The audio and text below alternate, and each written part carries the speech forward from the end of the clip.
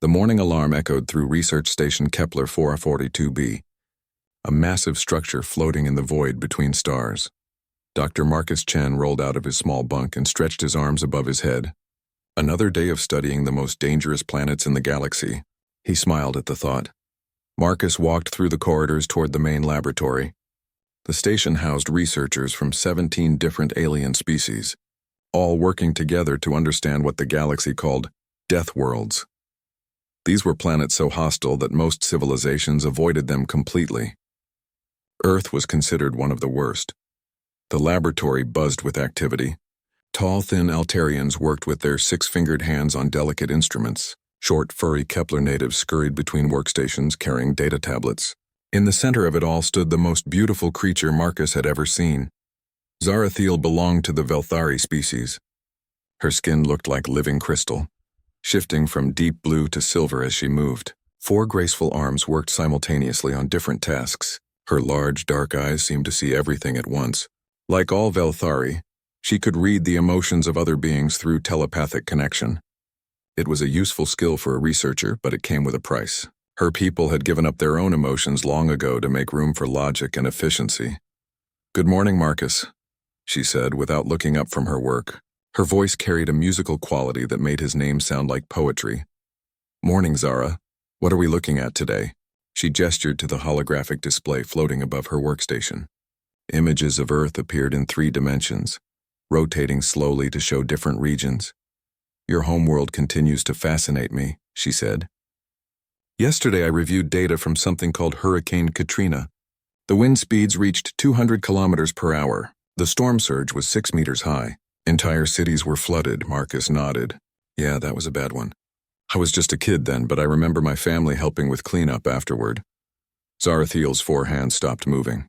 She turned to look at him directly. "You were present during this catastrophic event?" "Well, not in New Orleans where it hit worst. But we lived in Florida. Got plenty of hurricanes growing up." Marcus pulled up a chair next to her workstation. "Actually learned to surf during tropical storms. Great waves." The crystal patterns in Zarathiel's skin shifted rapidly, a sign of confusion among her people. "You engaged in recreational activities during meteorological disasters?" "Sure. Hurricane parties were pretty common too. As long as you weren't in the direct path, storms could be fun. Good excuse to gather with neighbors, play games, tell stories." Marcus called up his own files on the display. "Here, let me show you some footage from my childhood." The hologram changed to show a younger Marcus riding a surfboard on massive waves, while rain and wind whipped around him. His face showed pure joy as he navigated the chaotic water. In the background, other humans could be seen doing the same thing. "This is recreational?" Zarathiel asked. "One of my favorite memories," Marcus said. "The storm made everything more exciting, more alive somehow." Zarathiel studied the human's face as he spoke. She tried to probe his emotional state with her telepathic abilities, but found only the same strange emptiness she always encountered with humans. It was like looking into a room with no windows. She could sense that emotions were there, powerful ones, but they remained completely hidden from her mental touch. "I do not understand," she said finally. "My analysis indicates that these conditions would cause immediate death for most galactic species. Yet humans not only survive but seem to enjoy them?" Marcus laughed, a sound that somehow made Zarathiel's crystal skin warm slightly. "I guess we're just built different. Earth tried to kill us for millions of years. We learned to love the challenge." He pulled up more data files. "Look at this. We live everywhere on Earth. Deserts where daytime temperatures reach 50 degrees and nighttime drops below freezing. Mountain peaks where the air is too thin to breathe. Islands that are constantly hit by volcanoes and earthquakes. Polar regions where exposed skin freezes in minutes." Each image showed humans not just surviving but building cities, creating art, raising families in conditions that would be considered torture chambers by most alien civilizations. "And this is considered normal?" Zarathiel asked. "Normal? I guess so." Marcus scratched his head. "Though I suppose it depends on where you grow up. My cousin lives in Alaska. In winter it gets dark for months at a time and cold enough to freeze your breath. But she loves it there. Says the northern lights make it worth it." Zarathiel processed this information. Her people had evolved on a world with stable weather patterns, controlled atmospheric conditions, and predictable geological activity. The idea of choosing to live in dangerous conditions for aesthetic reasons was beyond her understanding. "Show me more," she said. For the next hour, Marcus shared stories and data about human settlements, cities built on earthquake fault lines, towns that existed only because people wanted to live near active volcanoes, coastal communities that rebuilt themselves after every hurricane, tsunami, or flood. "We had this neighbor when I was growing up," Marcus said. "Old guy named Pete. His house got destroyed by Hurricane Andrew in 1992, total loss. You know what he did? Rebuilt it in the exact same spot. Said he liked the view of the ocean too much to move, even though he knew another storm would come, especially because of that. Pete used to say that life without risk wasn't really living, just existing." Zarathiel found herself studying Marcus more carefully. When he talked about danger, his entire body language changed. His eyes became brighter. His voice carried energy and excitement. Most species showed fear responses when discussing threats to their survival. Humans seemed to show the opposite. "I need to understand this better," she said. "Would you be willing to participate in some tests?" "What kind of tests?" "I want to monitor your physiological responses while you experience simulated dangerous conditions. Nothing actually harmful, just controlled exposure to scenarios that would trigger survival responses." Marcus grinned. "Sounds fun. When do we start?" That response sent another wave of confusion through Zarathiel's logical mind. The human had just volunteered for what amounted to controlled torture, and his primary emotion seemed to be anticipation. She tried once again to probe his mental state and found the same impenetrable barrier. "We can begin this afternoon," she said. "I will prepare the simulation chambers." As Marcus walked away, Zarathiel continued staring at the data about Earth. Her scientific training told her that humans should not exist. Their homeworld was too hostile. Their behavior was too illogical. Their emotional responses were completely backwards from what evolution should have produced. Yet here they were, not just surviving but thriving in conditions that made hardened warriors from military species break down in terror. More puzzling still, they seemed to seek out danger rather than avoid it. She called up Marcus's personal files. Born in a region prone to earthquakes, hurricanes, and wildfires. Educated at a university built on an active volcano. Chose a career studying the most dangerous planets in the galaxy. Even his recreation involved activities that could easily result in death. For a being dedicated to logic and scientific understanding, Marcus Chen represented the most fascinating puzzle Zarathiel had ever encountered. She found herself thinking about him more than her research required. When other team members worked with him, she felt something that might have been jealousy, though her people were supposed to be incapable of such emotions. Something was happening to her. Something that started the moment she began studying the impossible species called humanity. Something that her logical mind insisted was scientifically impossible. Something that felt dangerously like the chaotic emotions she had observed in human data files. 3 weeks had passed since Zarathiel began her study of human responses to danger. Every day brought new surprises that challenged everything she thought she knew about intelligent life. The simulation chamber hummed quietly as Marcus faced his latest test. Holographic images surrounded him, showing a Category 5 hurricane approaching a coastal city. Wind sounds roared through speakers. The floor shook to simulate the massive storm surge. Most beings would be cowering in terror. Marcus stood calmly in the center, analyzing weather patterns and evacuation routes. His heart rate had actually decreased as the simulated storm intensified. Where other species showed panic responses, he displayed what could only be called excitement. "Fascinating," Zarathiel murmured, studying the readings on her monitors. "What's fascinating?" asked Dr. Korath, a senior researcher from the logical Nexari species. His gray angular features showed disapproval as he looked at the test results. The human's emotional patterns. When faced with mortal danger, his stress hormones increase, but so do compounds associated with pleasure and satisfaction. It is as if danger itself triggers positive responses. "Clearly defective," Korath said.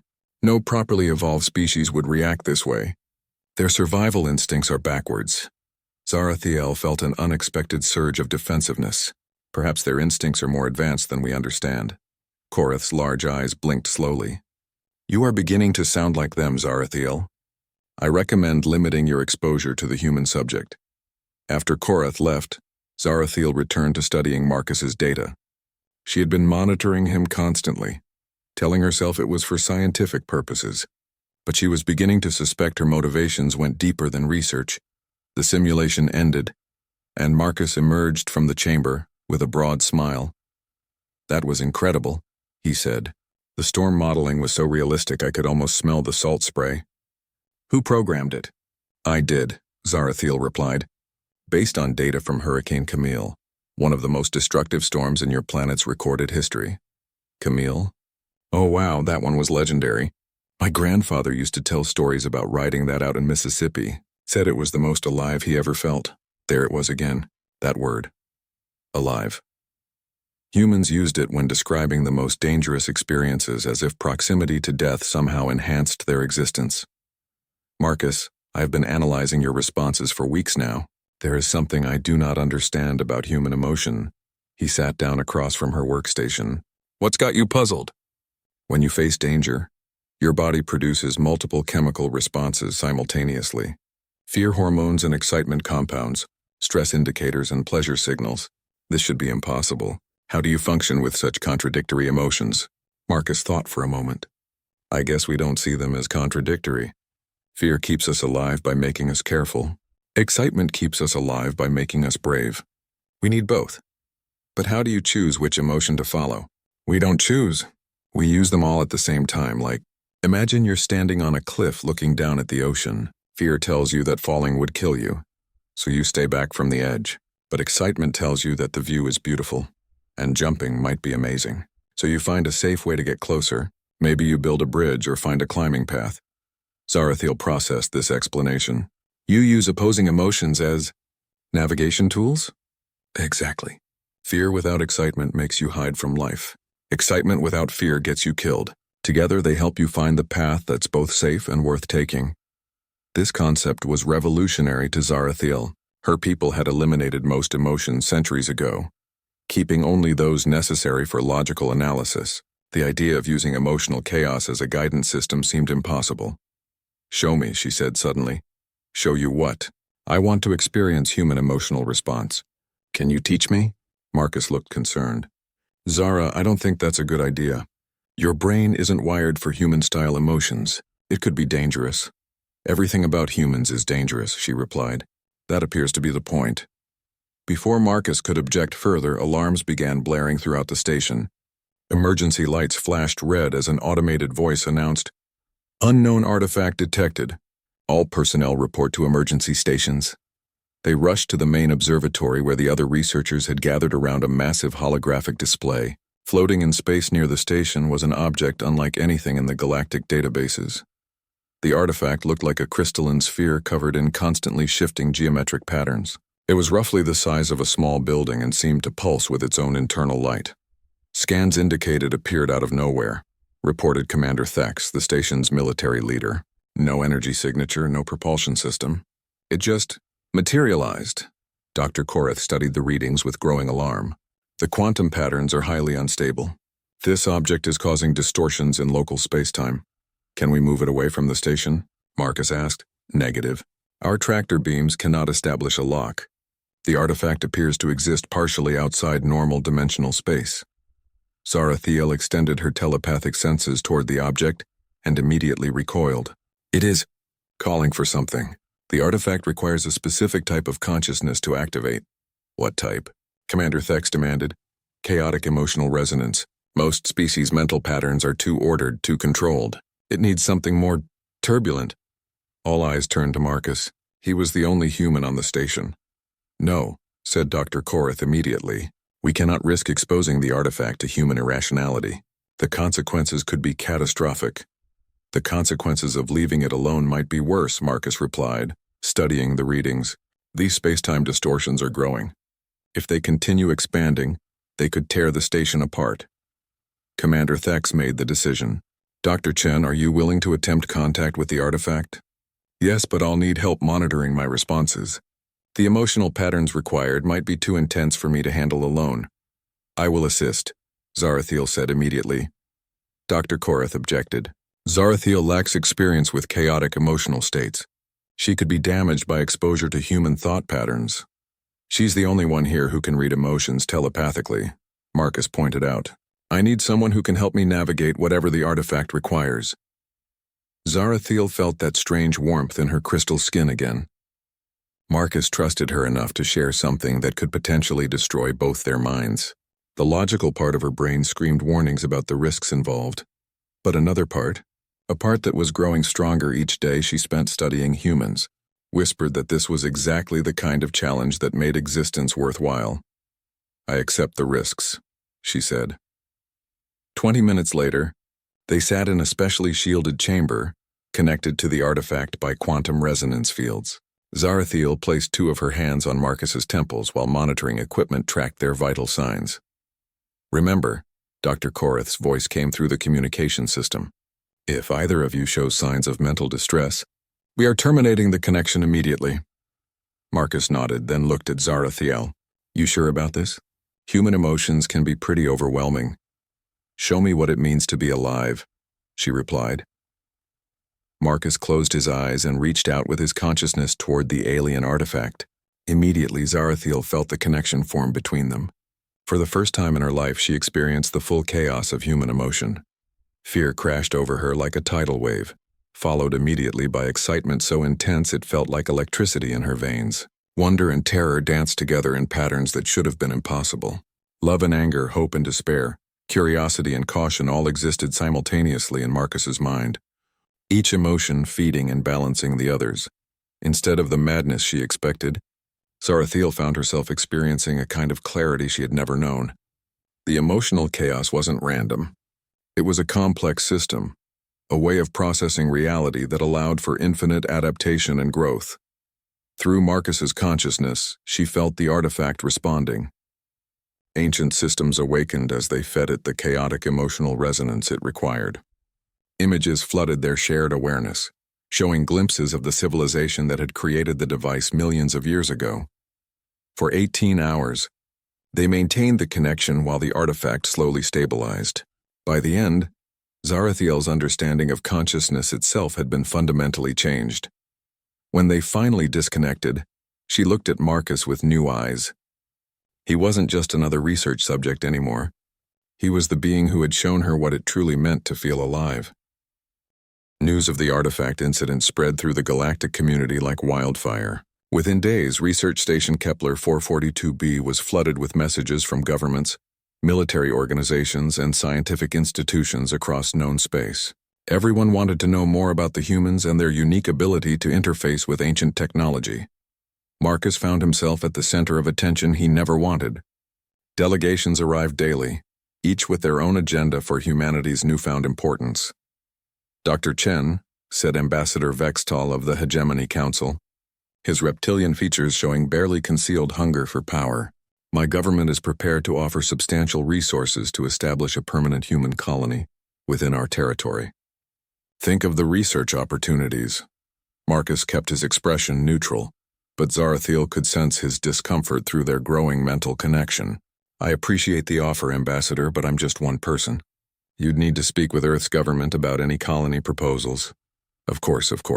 But surely you understand the strategic value of your species' abilities. The galaxy is full of ancient artifacts waiting to be unlocked. Imagine the technological advances we could achieve together." After the ambassador left, Marcus slumped in his chair. "I don't like where this is heading." Zarathiel had been observing these political meetings with growing unease. Her own government had sent increasingly urgent messages demanding detailed reports on human psychological weaknesses. The Velthari High Council wanted to know exactly how to control or neutralize the human threat if necessary. "You are concerned about exploitation," she said, settling into the chair across from him. "Wouldn't you be? 3 weeks ago I was a xenobiologist studying dangerous planets. Now I'm apparently the key to unlocking galactic mysteries. Every species wants something from humanity, and most of them don't seem interested in asking nicely." Marcus was right to be worried. Zarathiel had access to classified communications that revealed the true scope of galactic concern about humans. Military strategists were developing contingency plans for human containment. Economic councils debated the advantages of human partnerships versus the risks of human independence. Even peaceful species whispered about the dangerous unpredictability of emotional beings. "What do you know about my people's history?" Zarathiel asked carefully. "Not much. The Velthari are one of the oldest spacefaring civilizations. You've been logical and emotionless for thousands of years. Your technology is among the most advanced in the galaxy. We were not always this way, she said quietly. Once we had emotions similar to yours, but they led to wars, conflicts, irrational decisions that nearly destroyed our civilization. We chose logic to survive. Marcus studied her crystalline features. Do you think that was the right choice? I used to believe so. Now I am not certain. Over the past month, Zarathiel had been experiencing changes that terrified and exhilarated her in equal measure. Exposure to human emotions through their mental link had awakened parts of her consciousness that had been dormant for generations. She felt things now that had no names in her language. When other researchers worked closely with Marcus, she experienced what humans called jealousy. When he was in danger, she felt protective instincts that made her want to defend him regardless of logic. Most disturbing of all, she had begun to understand what humans meant when they talked about desire. The High Council has ordered me to compile a complete psychological profile of human weaknesses, she admitted. They want to know how to predict and control human behavior. Marcus was quiet for a long moment. And will you give them what they want? I do not know. My duty is to my people, but my people sent me to study humans without understanding that humans change those who study them. I am not the same Velthari who arrived at this station 6 months ago. That evening, Marcus invited Zarathiel to his personal quarters to share what he called cultural exchange. His small living space was filled with items from Earth, photographs, music recordings, books, and artwork that represented human creativity. This is Mozart, he said, playing a recording of classical music. He wrote this while he was dying. It's called Requiem. Listen to how he mixed sadness and beauty together. The music flowed through the room, carrying emotions that Zarathiel was only beginning to understand. The melody was heartbreakingly sad, yet somehow uplifting at the same time. It spoke of loss and hope, despair and transcendence, all woven together in patterns that her logical mind found impossible, but her awakening emotions found perfect. How do you create art from suffering? She asked. Maybe because suffering makes us appreciate beauty more. When you've lost something precious, you understand how valuable the things you still have really are. He showed her paintings, poems, sculptures, all created by humans responding to pain, loss, fear, and uncertainty. Yet none of the art was purely dark. Even the saddest pieces contained elements of hope, defiance, or simple human resilience.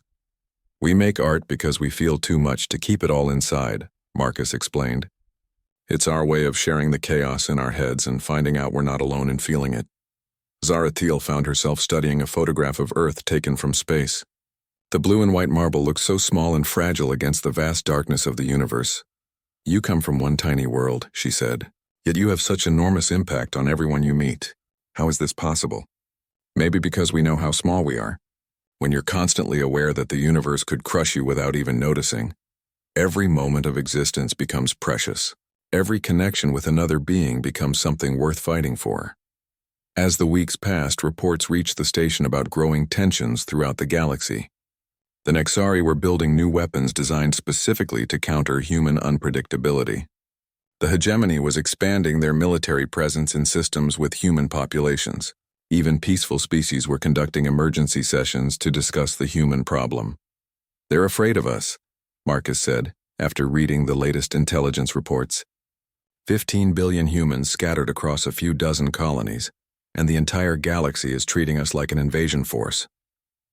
Fear often leads to preemptive action, Zarathiel warned. If the major powers believe humans pose a threat to galactic stability, they may decide that elimination is safer than coexistence. The crisis came to a head when a Nexari battle fleet approached the station under the pretense of a routine security inspection. Commander Thex called an emergency meeting of all senior researchers. Intelligence suggests this is not a standard inspection, Thex announced. The Nexari may be planning to seize the station and capture Dr. Chen for interrogation. Marcus felt the familiar mix of fear and excitement that accompanied any serious threat. But this time the stakes were bigger than his own survival. If the Nexari succeeded, it could spark a galactic conflict that would put every human colony at risk. What do you recommend? He asked. Standard defensive protocols suggest immediate evacuation. We cannot win a direct confrontation with an Nexari battle fleet. No, Marcus said firmly. Running away just confirms that we're a threat worth hunting.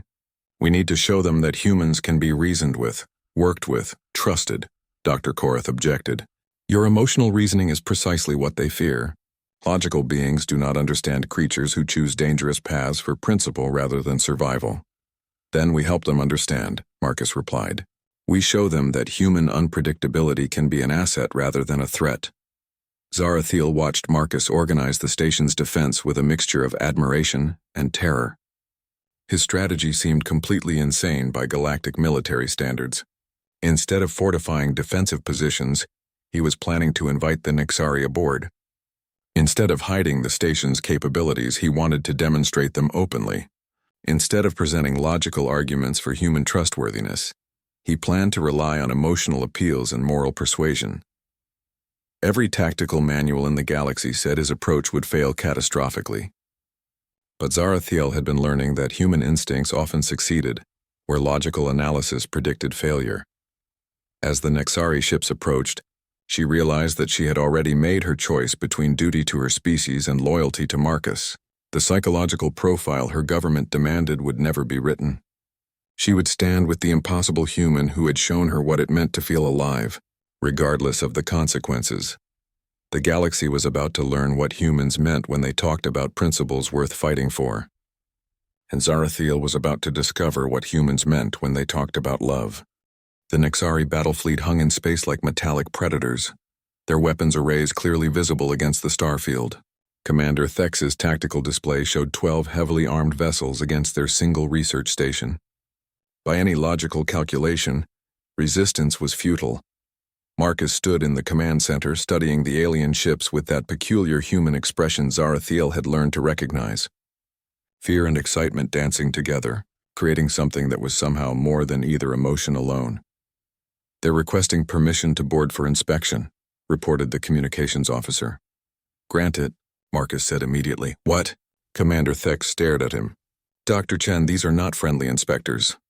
Intelligence suggests they intend to capture you. I know. That's why we're going to invite them in, show them around, and let them see exactly what they're dealing with. Dr. Korath's angular features showed extreme agitation. This is madness. You are voluntarily placing yourself in enemy hands. No, Marcus replied calmly. I'm giving them a chance to understand that humans aren't their enemies.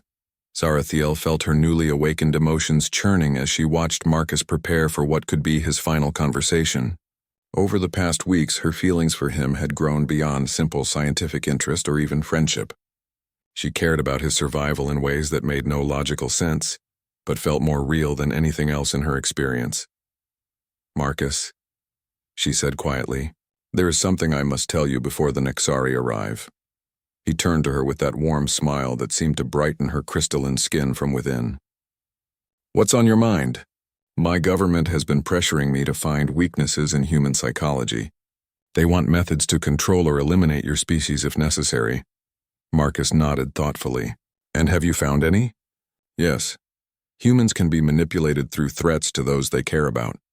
They will sacrifice themselves for abstract principles. They make decisions based on emotion rather than logic. Any competent military strategist could exploit these traits. Will you report that to your superiors? Zarathiel met his eyes directly. No, I will not. Why not? It's your duty to your people. Because my people do not understand what I have learned from studying humans. Your weaknesses are also your greatest strengths. Yes, you can be manipulated through your caring for others, but that same caring drives you to incredible acts of courage and sacrifice. Yes, you make emotional decisions, but those decisions often achieve outcomes that pure logic would miss. Marcus reached out and gently touched one of her forehands. The contact sent strange sensations through her crystalline structure. Thank you for trusting me, he said. I trust you because you have earned it. My species abandoned trust along with other emotions. We thought it made us stronger. But watching you, I begin to think we only made ourselves brittle. Before Marcus could respond, alarms announced the arrival of Nexari boarding shuttles. Within minutes, the station corridors echoed with the heavy footsteps of armored soldiers. Admiral Kextar led the Nexari delegation into the command center. His species resembled enormous insects, with compound eyes and chitinous armor that served as both natural protection and military uniform. Behind him marched a dozen heavily armed soldiers. Dr. Marcus Chen, the Admiral said, his translator rendering his clicking speech into standard Galactic. You will accompany us for questioning regarding human capabilities and intentions. I'd be happy to answer your questions right here, Marcus replied conversationally. Would you like some coffee first? It's a human beverage. Might give you some insight into our culture. Admiral Kekstar's compound eyes reflected confusion. You do not resist capture? This isn't a capture. It's a conversation between intelligent beings trying to understand each other. Intelligence reports indicate that humans possess dangerous, unpredictable capabilities. You must be contained for galactic security. Marcus gestured to the artifact data still displayed on the main screens. You mean our ability to activate ancient technology? We're happy to share what we've learned.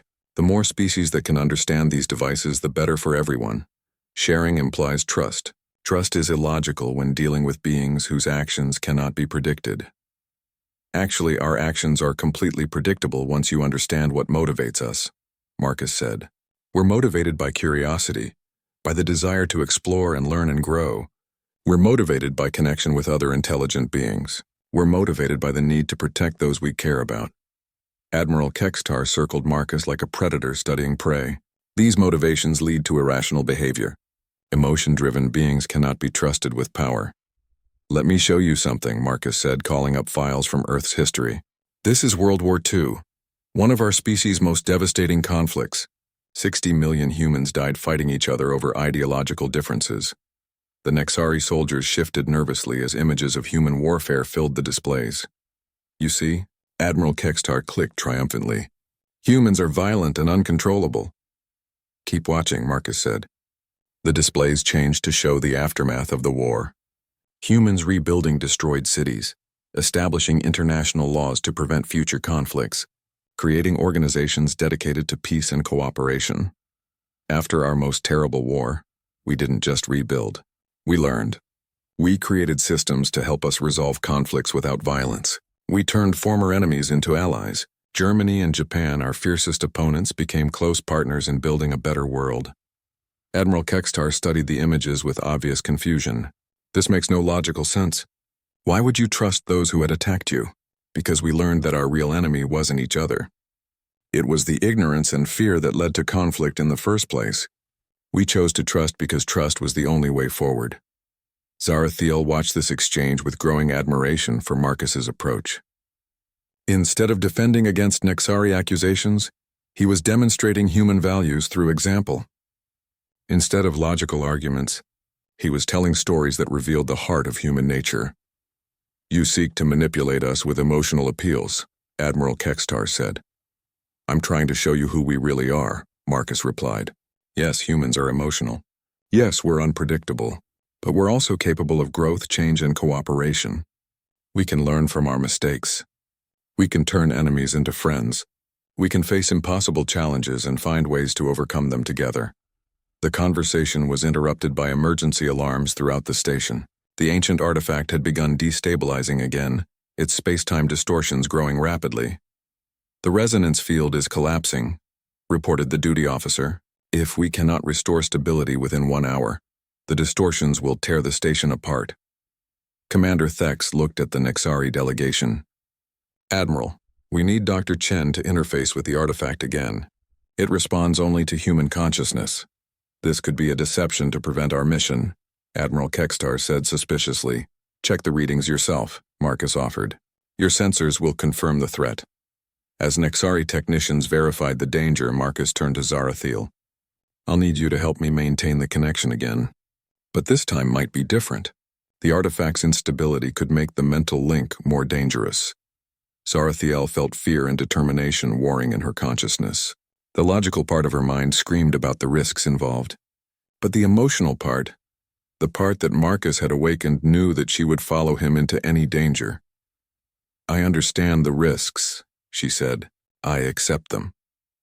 As they prepared to enter the shielded chamber, Zarathiel realized that her feelings for Marcus had grown beyond simple attraction or admiration. She cared about him more than her own survival, more than her duty to her species, more than the logical calculations that had governed her entire life. When she looked at him, she felt what humans called love. The emotion was terrifying and wonderful, illogical and perfect. Dangerous and absolutely necessary. Marcus, she said as they approached the chamber where they would risk their minds to save the station. There is something I must tell you. Can it wait until after we save everyone? It cannot wait, she said, her crystal skin shifting to deep blue patterns that indicated profound emotional stress among her people. Human, I desire you. I can't take it anymore. Marcus stopped walking and turned to face her fully. Zara, I know it is impossible. I know we are different species with incompatible biologies. I know that my people will reject me for these feelings and yours may never accept me. But I cannot pretend anymore that what I feel is simple scientific interest. Marcus reached out and touched her face gently, his fingers tracing the crystalline patterns that shifted under his touch. It's not impossible, he said softly. Difficult, maybe. Complicated, definitely, but not impossible. The best things in life usually are complicated. You do not find my feelings inappropriate. I find them brave. It takes courage to admit you care about someone when that caring could cost you everything. As alarms continued blaring around them, Zarathiel felt a warmth spreading through her entire being. Marcus didn't reject her feelings as illogical or inappropriate. He understood that love was one of those beautiful, terrifying human contradictions that somehow made perfect sense. Come on, he said, taking her hand. Let's go save the galaxy together. Then we can figure out how to make this work. Walking toward the chamber where they would risk everything to stabilize the artifact, Zarathiel of the artifact chamber hummed with unstable energy as Marcus and Zarathiel took their positions. Outside, Admiral Kextar and his Nexari soldiers watched through reinforced windows, their weapons still ready, but their hostility tempered by growing curiosity. Connection established, Zarathiel reported as she placed her hands on Marcus's temples. Immediately, the chaotic storm of human emotion flooded her consciousness. But this time, instead of being overwhelmed, she found herself contributing her own newly awakened feelings to the mix. The artifact responded to their combined mental resonance with brilliant flashes of light. Ancient systems awakened as the device detected something it had been waiting for across millions of years.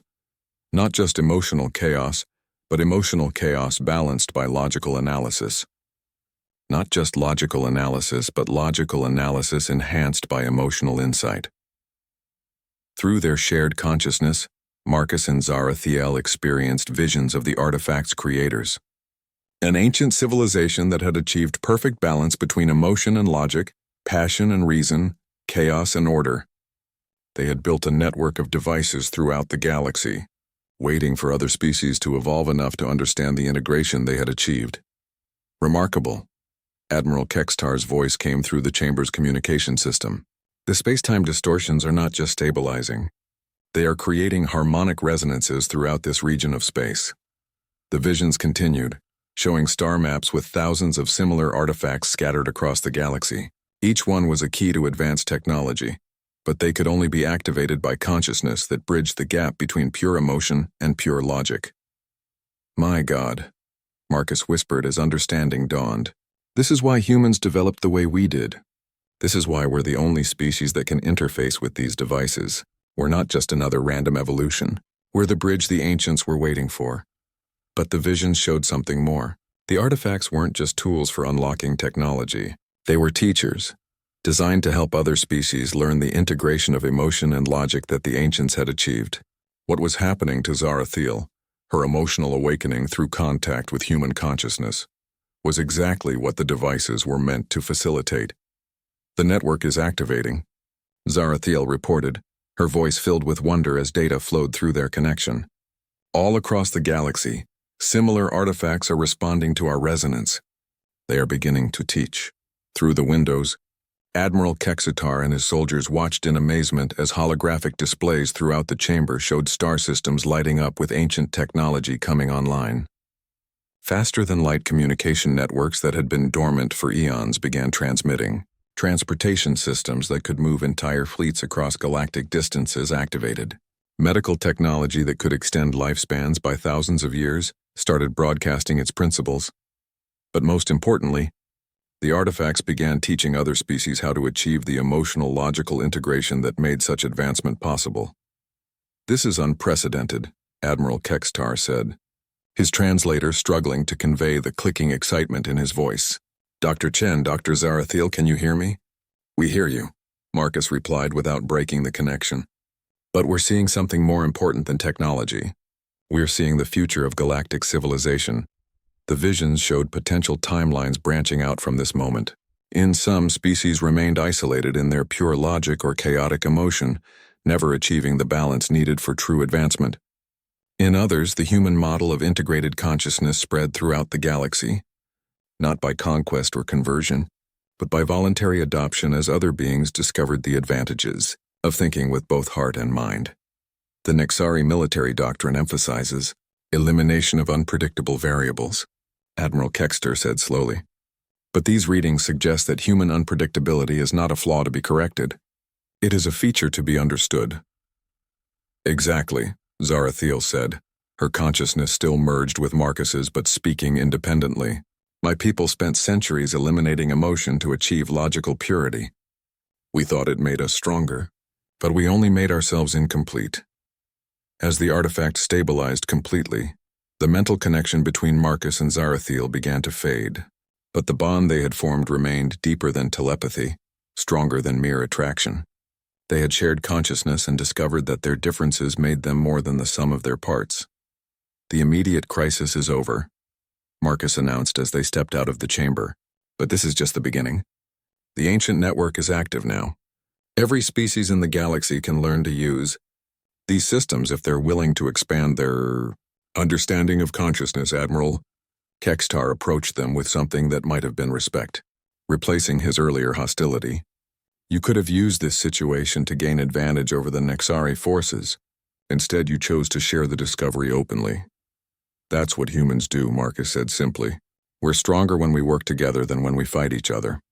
Over the following weeks, the station became the center of unprecedented scientific cooperation. Delegations from dozens of species arrived to study the integration of emotion and logic that made the ancient technology accessible. Some, like the Velthari, began experimenting with controlled emotional awakening. Others, like the Nexari, learned to incorporate emotional analysis into their logical frameworks. Zarathiel found herself at the center of these developments, serving as a bridge between species just as she had bridged emotion and logic. Her people initially rejected her emotional evolution as contamination, but as the advantages became clear, the Velthari High Council began sending volunteers to undergo similar awakening processes. I have been offered the position of Director of Integrated Consciousness Studies, she told Marcus as they watched a mixed group of researchers working together on unlocking another piece of ancient technology. Congratulations, you deserve it. I have also been offered partnership in a new joint human Velthari colony mission. The application requires 2 co-directors working in permanent mental link. Marcus looked at her with that warm smile that still made her crystal skin shimmer. Are you asking me to partner with you professionally or personally? Both. Neither. Something that has no name in any language because it has never existed before. They stood together watching species that had been enemies or strangers learning to work as partners. Emotional humans teaching logical aliens to feel, rational beings showing emotional ones how to think clearly. The galaxy was changing, growing, evolving into something greater than any single species could achieve alone. You know, Marcus said, when I was a kid studying hurricanes and earthquakes, I never imagined I'd end up in the center of a galactic consciousness revolution. When I was assigned to study dangerous death world species, I never imagined I would fall in love with one of them. Zarathiel replied, Are you sure that's what this is? Love? She considered the question with her newly integrated emotional logical consciousness. Love was illogical and chaotic, but it was also a form of rational optimization, choosing to invest one's resources in something that created mutual benefit and growth. It was dangerous and unpredictable, but it was also the most stable foundation for long-term partnership. It made no sense and perfect sense simultaneously. Yes, she said finally, this is love, and it is exactly as wonderfully contradictory as everything else about humans. 6 months later, the first graduating class of the Integrated Consciousness Academy prepared for assignment throughout the galaxy. Humans working with reformed logical species, emotional aliens partnered with recently awakened rational beings. Each team carried the potential to unlock more ancient technology, and spread the integration further. Marcus and Zarathiel stood before the graduates, an impossible couple representing an impossible dream that had somehow become reality. Remember, Marcus addressed the mixed group, integration doesn't mean abandoning who you are. It means becoming more than you thought possible. Logic without emotion is incomplete, Zarathiel added. Emotion without logic is chaos. Together, they are the key to everything our species can become. As the graduates dispersed to their assignments, spreading integrated consciousness to every corner of the galaxy, Marcus and Zarathiel prepared for their own mission. They would travel to the galactic core, where the largest concentration of ancient artifacts waited for awakening. Ready for another impossible adventure? Marcus asked. With you, Zarathiel replied. Impossible just means interesting. They walked toward their ship hand in hand, forearms and two arms intertwined, representing the galaxy's future. Different species not just coexisting but truly integrating, becoming something greater together than either could achieve alone. Behind them, Research Station Kepler 442b continued its work, no longer studying dangerous death worlds, but serving as the academy where beings learned that the most dangerous and wonderful thing in the universe was the willingness to open your heart and mind to someone completely different from yourself. The galaxy was learning what humans had always known, that the best adventures, the greatest discoveries,